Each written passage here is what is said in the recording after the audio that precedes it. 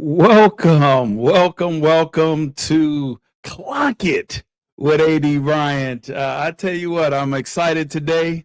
It's an exciting time. We have a special guest, but as you always know, and how we always do, we have to do the housekeeping. Follow and subscribe to all of my social media outlets. You can find those, at the bottom of the screen. They will scroll by every now and then, but just follow us as we do this thing. And y'all know that you will see me looking here, looking there, but because I am the host and the engineer. So you just have to bear with me on that. But I do have something new on the wall. Look, yeah, that's the school right there, Alaska Pacific University out of Anchorage, Alaska. That's where it all happened. Oh, but I know I went to North Idaho College too, and there will be something up there too. But I wanted to always shout out APU, and I have to thank Miss Tracy Parrish for sending that to me. And again, we want to thank you all for what you do. We do have a new sponsor this week. A sponsor. I'm excited because anytime someone said they want to help sponsor, we have to spotlight them. And it is Humble Bully. Humble Bully. Their motto is, I ain't no bully, but don't push me. Love that. Love that. Humble Bully. We want to thank you for all that you do. So we're going to get started here. Y'all know the rules, and I'm going to bring the guest in, and then I will explain the rules a little bit more in detail, all right? So I'm going to bring in our guest. He is an esquire. He's the man. He's, I've known him for a long time. He was a basketball player at one of the institutions that I was at, but he will explain all about all that. Please join me in welcoming the man, the president of Slash International, Charles Misaraka. What's up, my man? How are you? I'm well. How are you? See, Great to see you. Let me tell you something. He's the man, and I'm gonna tell you why. Charles, he's calling in from Melbourne, Australia. Is that right? That's right. That's right. Sorry for the technical difficulties, but I think I got it figured out now. Oh, you always get it figured out. We know who you are. We know what you do. So I'm good there. Chuck, so how we do this? This is a 15-minute segment. We talk about everything that you want to talk about in 15 minutes. There's a clock behind me. Once that clock goes out, game's over. There are no overtimes. Although Humble Bully is a sponsor for some overtime, we have 15 minutes. And I'm going to tell you why today is critical. You know what today is. Super Bowl Sunday. So let's get it started. Chuck, I'm going to start the clock.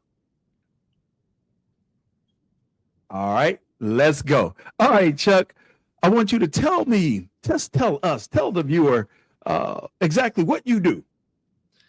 Yeah, so I'm Chuck Misaraka, as Eureka knows me, but Charles Misaraka to the rest of the world.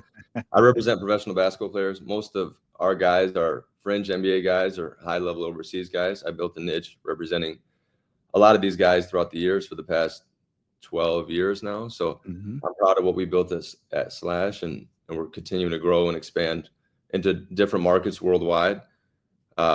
Formerly, I was a college basketball player at Eureka College where I couldn't hit water if I fell out of a boat, but I love the game. I disagree. I totally disagree. And I'm loving what I do every single day.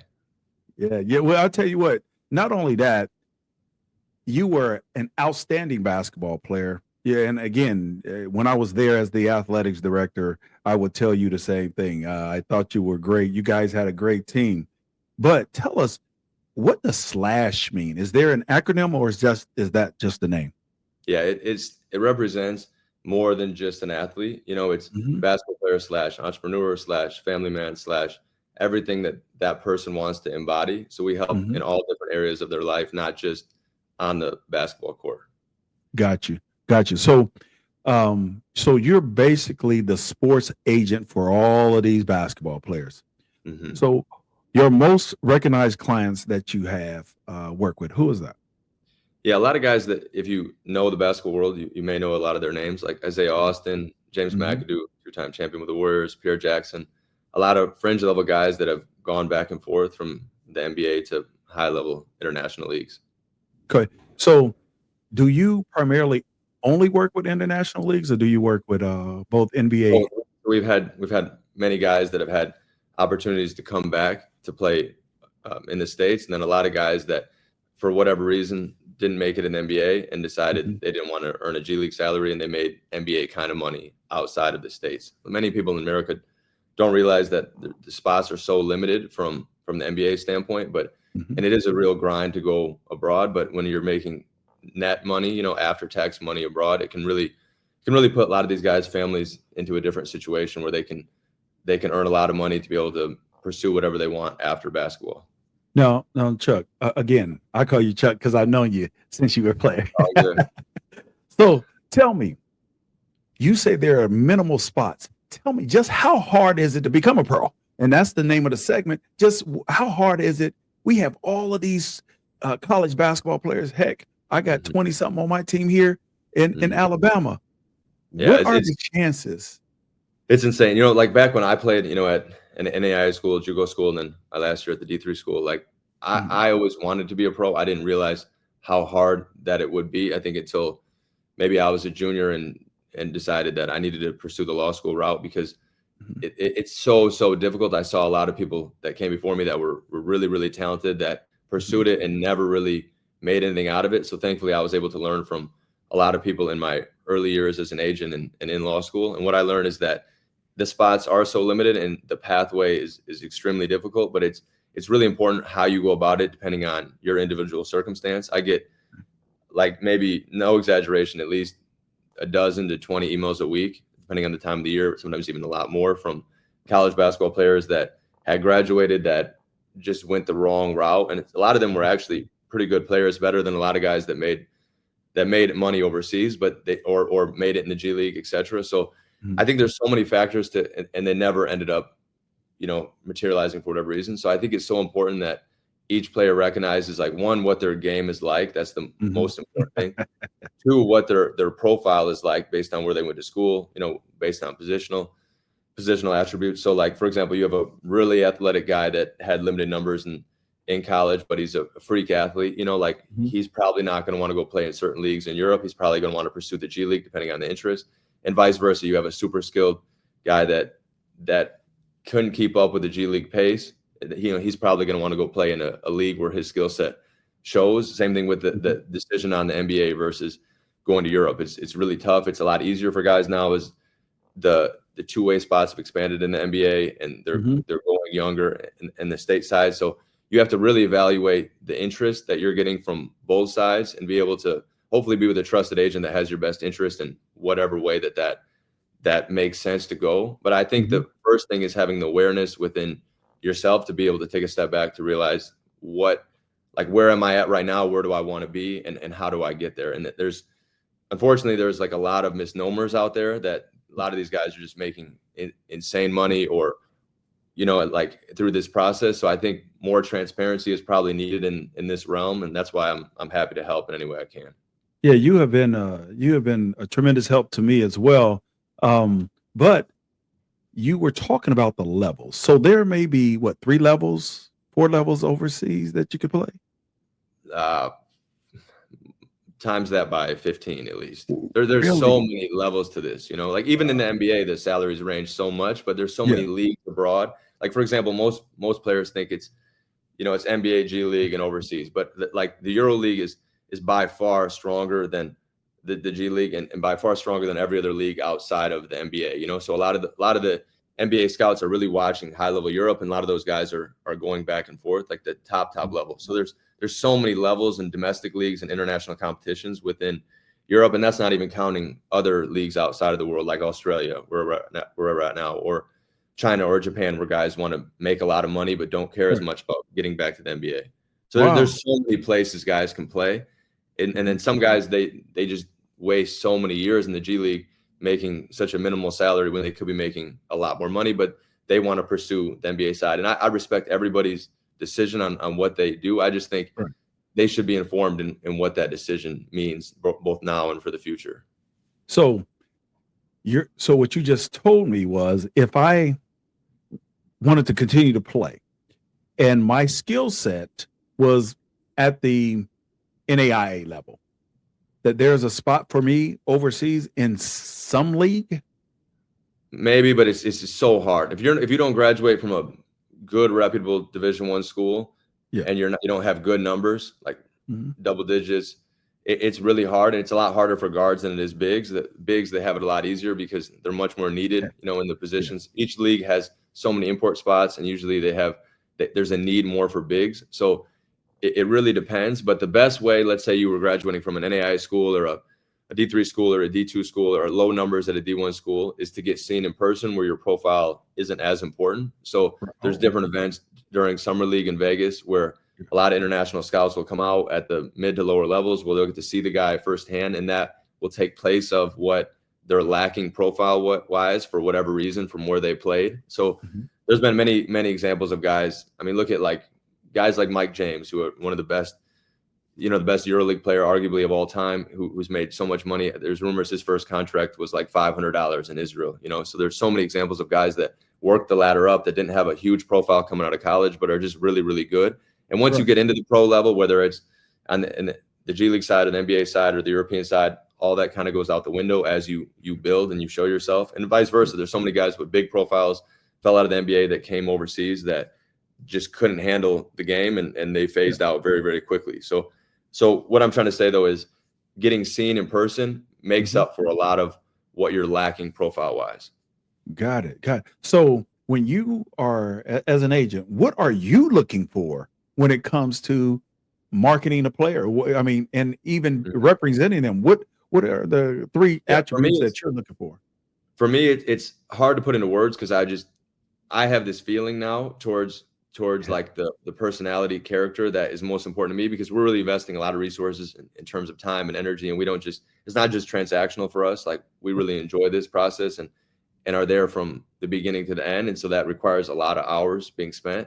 And so for me, it's like, regardless of the talent, which is, there's already scouting reports. These scouts, both domestically and internationally, they know a lot of what the players can do. It's more, do I think in 3 years from now, this return on investment is going to make sense from a time standpoint because they have the right mental attributes that we look for? I think, like, the first thing is they are accountable for whatever went right or wrong in the past. The second thing is that, like, they have the work ethic to be able to continue to do this for a long time. If you have a really skilled guy that just doesn't take care of his body, eventually with a 10-month season, whether it's here or abroad, like, it's going to catch up to them as they become 25, 27, 32 years old. And so, and a lot of guys want to play a lot longer. And then also, like, how do they handle their affairs off the court? Like, are they into partying? Are they serious about their profession? Are they serious about their craft? So I look for a lot of these things, and I can usually get a pretty good gist after looking someone in the face and seeing how they move. And that's the biggest thing to me, regardless of what their profile or what their talent was in that time.